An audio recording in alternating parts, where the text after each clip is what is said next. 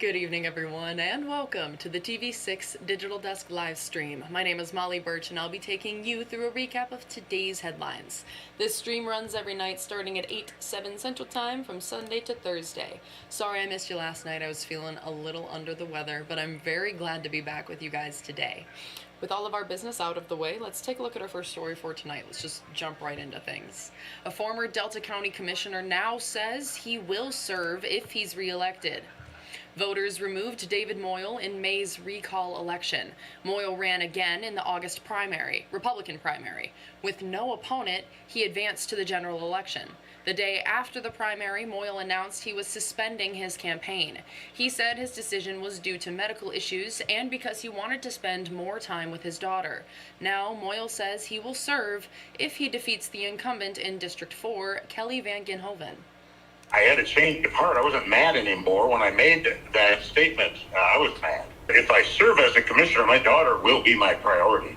So you could also take the approach that he won't be able to devote as much time as his opponent. I had posted on my page when he said that he was suspending his campaign that unless his name was taken off the ballot, he's still a candidate, which was always the case. So I continued along my campaign plan through this entire election.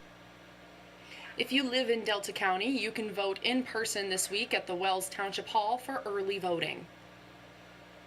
And if it passes, a new millage in Delta County would fund a new Department of Veterans Affairs. The millage would let the county hire another veteran service officer. Right now, one VSO services more than 3,000 veterans and their families. The millage proposal is for 1.1 mills. That's $10 for every $100,000 of a property's taxable value. The proposal says around $150,000 would be collected every year. Patriotism runs so deep here. We feel like that they want to support us and would be willing to support this, but we don't want them to be forced to do it. Let them make the decision on a ballot. The Delta County Veterans Council says it's tried to get a Veterans Affairs millage on the ballot for 5 years. Thousands of Upper Michigan voters are casting their ballots early for the first time in a presidential election. Early voting started Saturday, October 26th. The Michigan Voting Dashboard says around 260,000 Michigan residents voted early as of 9 this morning. Around 6,600 of those are from the UP. Michigan's Secretary of State says this turnout was a surprise to election officials. It was a very pleasant surprise. Clerks were well prepared. The processes and systems that they had in place ran smoothly, and overall, Michigan's first day of voting in a general election was a huge success. You can continue to vote early in Upper Michigan through Sunday.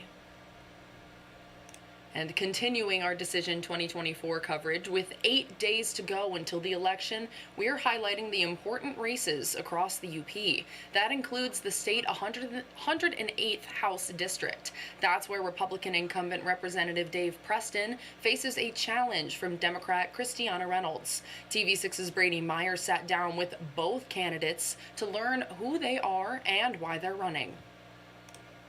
Since 2022, Dave Preston has represented Michigan's 108th State District. A volunteer paramedic, Preston wants to continue to tackle the issues close to him. Fire services, EMS, energy, healthcare, everything that's really mental health, all the things that are important to the Upper Peninsula, education. I mean, we're always facing education issues. But some believe there are other areas to address. And that's why Christiana Reynolds, a public school teacher from Rapid River, threw her hat into the ring. A lot of the things that I'm really passionate about, I think, are fundamental to the health of our community.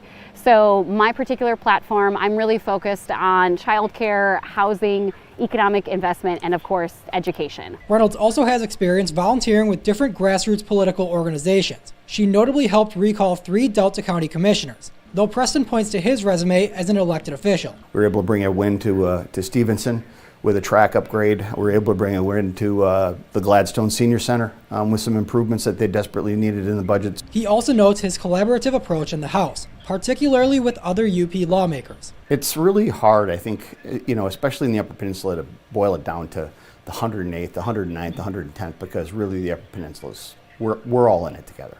And that's why it's so important that we function as a team up here. Because above the bridge, below the bridge, everything's different. That's a point of emphasis for Reynolds as well. I think a lot of conversation around politics has gotten really toxic, and there's so much fighting that nothing ever gets done. And that comes down to the people that we place in positions of leadership. Unfortunately, we have a lot of people who are not very interested in compromising or finding solutions. With early voting now underway statewide, Reynolds wants everyone to consider this when casting a ballot. Vote for a person and not a party. Make sure you do your research. Really look into these candidates. What are their positions, and what can they do to directly impact your life? Both candidates ran unopposed in the August primary, with Preston receiving over 9,000 votes and Reynolds over 5,000. But there are still tens of thousands of voters unaccounted for, as back in 2022, nearly 40,000 people cast a ballot in the 108th. Brady Meyer, TV6 News, Escanaba. Thank you, Brady. And outside money continues to pour into the state house race between Jen Hill and Carl Bonac. New spending reports were filed last Friday. They show since the August primary, Bonac's campaign has been supported by about $540,000 of in-kind contributions. That's mostly from the House Republican Campaign Committee for TV ad buys and production, among other things. It's significantly more than the $310,000 of in-kind contributions for the Hill campaign. That's mostly from the Michigan House Democratic Fund. As we told you last week, this is a record cycle for spending in the 109th State House District. It's seen statewide as a seat that could determine which party will control the House for the next 2 years. In continuing coverage, the Republic Dam reconstruction project is now 90% complete. The Republic Township Supervisor says they have now fully removed the dam and replaced it with a rock crib spillway with a fish passage. He says the $3 million project was constructed because the dam was damaged. He also says the water level was too low for boats to recreate. The supervisor says this new spillway will keep the water at a level which is safe and will benefit the entire community. If you notice, we had no rain for over 2.5 months, and the river's still holding at 1491.5. So we can get through our basins with our boats. It also keeps the property values up, and long-term property values would have went down if we didn't have a river. He says the project could be finished as early as December 15th. And this week's weather won't stop all kids from having fun this Thursday evening. Trick-or-treating will take place from 4 to 7 in the evening this year in Marquette and during similar times across the UP. James Finkbeiner is the road patrol captain for the Marquette City Police Department.